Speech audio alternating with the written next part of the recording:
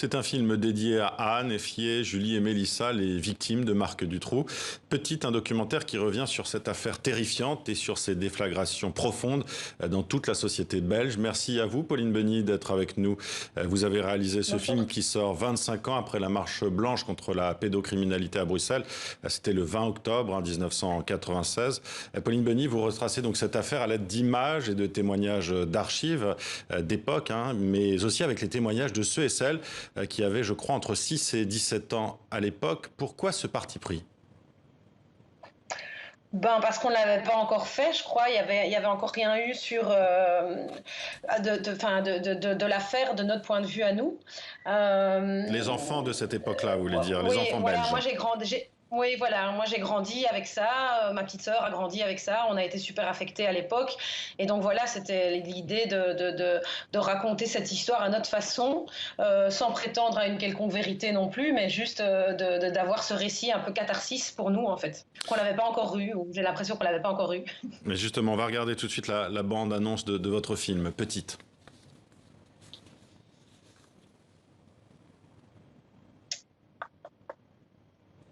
Et la bande-annonce ne vient pas. Mais on va continuer à parler ensemble, Pauline Beny. Vous vouliez donc montrer, j'y reviens.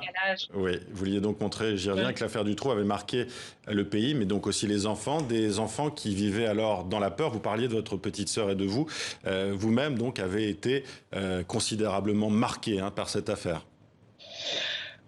Oui, j'ai été marquée par cette affaire. Après, je crois, par exemple, moins que ma frangine, et c'est comme ça que je peux faire le film, que j'ai pu faire le film en fait, parce que j'ai été impactée, mais j'ai pu prendre aussi une certaine distance, parce que c'était dur de se replonger dans toutes ces archives, d'entendre tous ces témoignages, etc.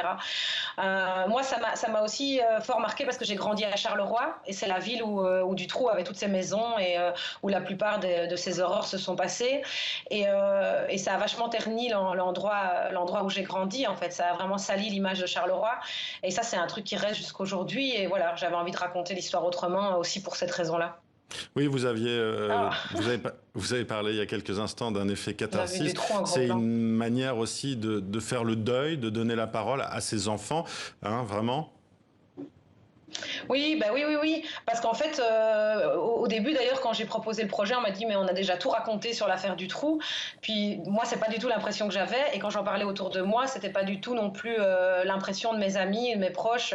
Et ça, c'était d'abord dans un premier cercle. Et puis quand j'ai lancé l'appel à témoins, j'ai récolté des dizaines et des dizaines de témoignages dans un premier temps pour écrire le film.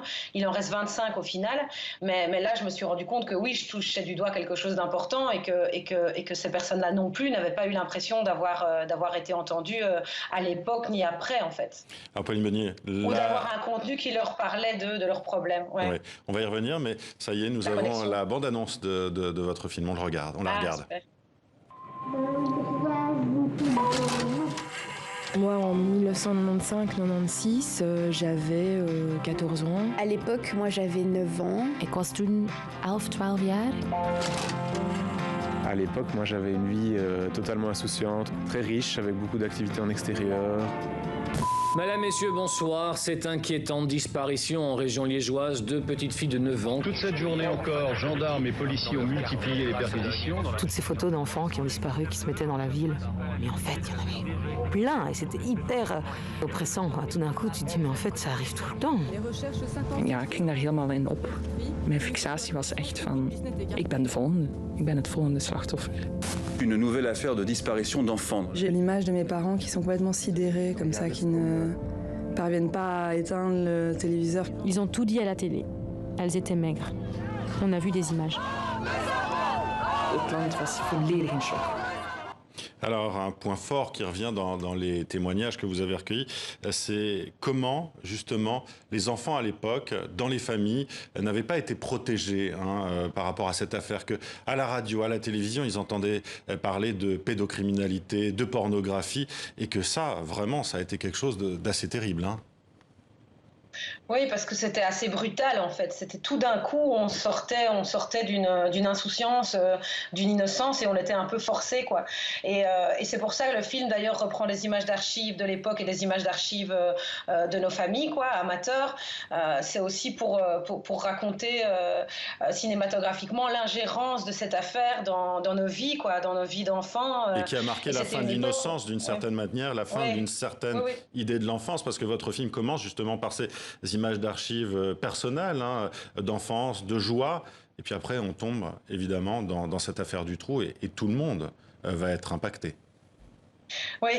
Oui, parce qu'après, je veux pas non plus jeter la pierre à nos parents à l'époque. Je pense que pour eux, c'était compliqué, et que pour moi, aujourd'hui, je suis maman et c'est compliqué. Je sais pas à quel moment il faut prendre cette décision de raconter à ses enfants que le monde autour est dangereux.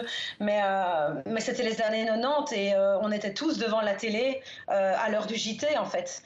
Et c'était tous en famille, et c'était pas forcément pris en compte par les médias, j'ai l'impression. Et voilà, donc on s'est vraiment reçu tout ça sans filtre dans la figure, et puis il a fallu gérer, et on a grandi avec ça, en fait. Oui, et puis il y a aussi toute cette défiance qu'il y a eu aussi contre l'État. L'affaire du trou, elle a mis au grand jour les dysfonctionnements de la justice et de la police. Et puis on l'entend dans votre film, il y a des intervenants qui disent, du coup, on se disait, l'État ne nous protège plus.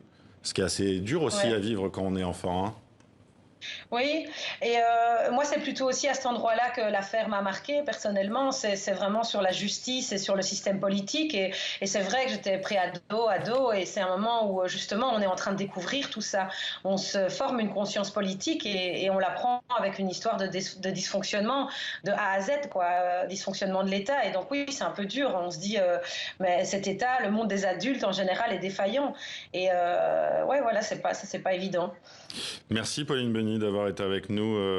Votre documentaire Petite sera diffusé le 19 octobre prochain sur la RTBF, la veille des 25 ans de la marche blanche à Bruxelles, sur cette affaire du trou qui continue donc d'avoir des conséquences, on vient de l'entendre, sur la société belge. Merci à vous d'avoir été avec nous. Merci.